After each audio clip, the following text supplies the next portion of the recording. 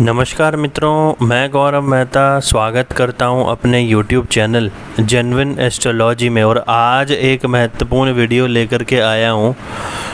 मित्रों, हर बार श्राद्ध ख़त्म होने के बाद ही नवरात्रों का आरंभ होता है, पर इस बार 18 सितंबर 2020 से अधिक मास, जिसे हम पुरुषोत्तम मास भी कहते हैं, का आरंभ हुआ। इसी कारण इस वर्ष नवरात्रि का पर्व पितृ समाप्त होने के ठीक बाद आरंभ नहीं हो पाया, जिस कारण इस बार नवरात्रि का पर्व 25 दिन लगभग आगे बढ़ गया है। पंचांग के अनुसार 17 अक्टूबर 2020 दिन शनिवार से शारदीय नवरात्रि शुरू होंगे। वहीं रामनवमी का पर्व 24 अक्टूबर को मनाया जाएगा। हिंदू पंचांग के अनुसार अश्विन माह के शुक्ल पक्ष की प्रतिपदा से नवरात्र पर्व शुरू होता है, जो नवमी तिथि तक चलते हैं। इसलिए 17 अक्टूबर से नवरात्रि व्रत रखे जाएंगे। इसके बाद 25 नवंबर को देव उठनी एकादशी होगी, जिसके साथ ही चतुर्मास समाप्त होंगे।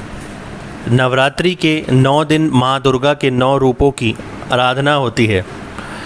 पहले दिन माँ शैलपुत्री, दूसरे दिन माँ ब्रह्मचारिणी, तीसरे दिन माँ चंद्रघटा, चौथे दिन माँ कुष्मुंडा, पाँचवें दिन माँ स्कंद माता, छठे दिन माँ कत्यानी, सातवें दिन माँ कालरात्रि, आठवें दिन माँ महागौरी और नौवें और अंतिम दिन सिद्धिदात्री की पूजा की जाती है।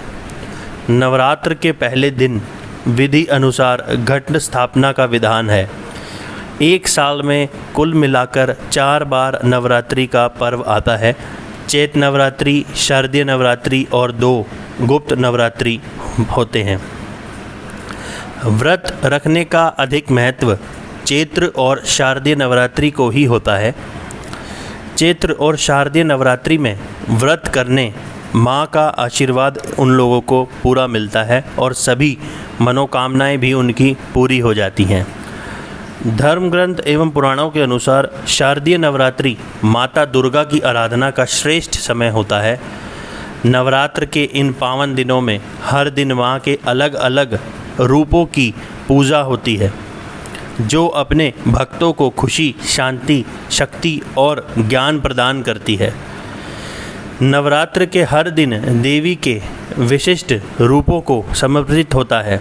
हर देवी स्वरूप की कृपा से अलग अलग तरह की मनोकामनाएं पूर्ण होती हैं। नवरात्रि का पर्व शक्ति की उपासना का पर्व है।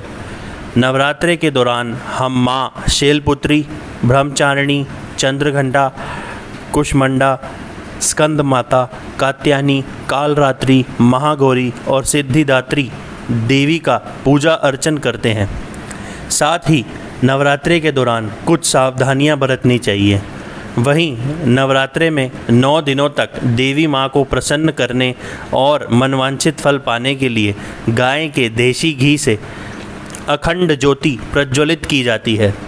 अगर गाय का घी नहीं है तो अन्य घी से भी आप माता के सामने अखंड ज्योति जला सकते हैं।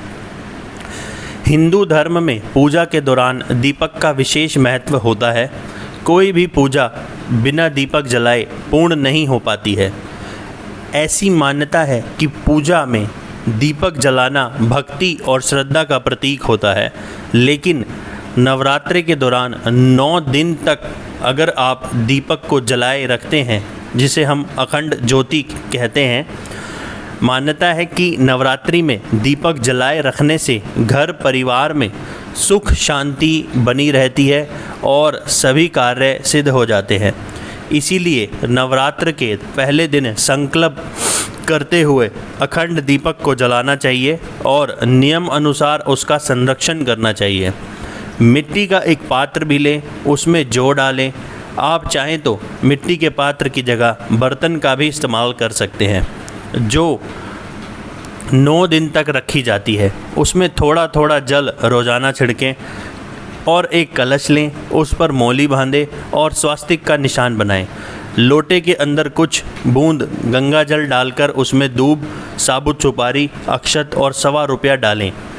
अब लोटे के ऊपर आम या अशोक के 5 पत्ते लगाएं और नारियल को लाल चुनरी में लपेटकर कलश पर रख दें। अब इस कलश को जौ वाले पात्र के बीचों बीच रख दें और माता के समक्ष व्रत करने का संकल्प लें और अपनी इच्छा को मन ही मन दोहराएं और देवी दुर्गा का मंत्र सर्व मंगल मांगले शिवे सर्वद साधिके शरणे त्र्यंबके गौरी नारायणी नमस्तुते को पढ़े और हो सके तो पूरे 9 दिन दुर्गा स्तुति का पाठ 1 अध्याय अवश्य पढ़ें। ऐसा करने से घर में कलह कलेश खत्म होगा, आपसी संबंध आपके मधुर होंगे, बिगड़े कार्य सिद्ध होंगे। वैसे भी इस बार शारदीय नवरात्रि बहुत ही खास होने वाली है, तो इस बार इस मौके को ना गंवाएं और माँ की कृपा पाएं। और इस वीडियो को ज़्यादा से ज़्यादा शेयर करें ताकि आपके भाई बंधुओं का भी भला हो सके और वो भी माँ का आशीर्वाद प्राप्त कर सके।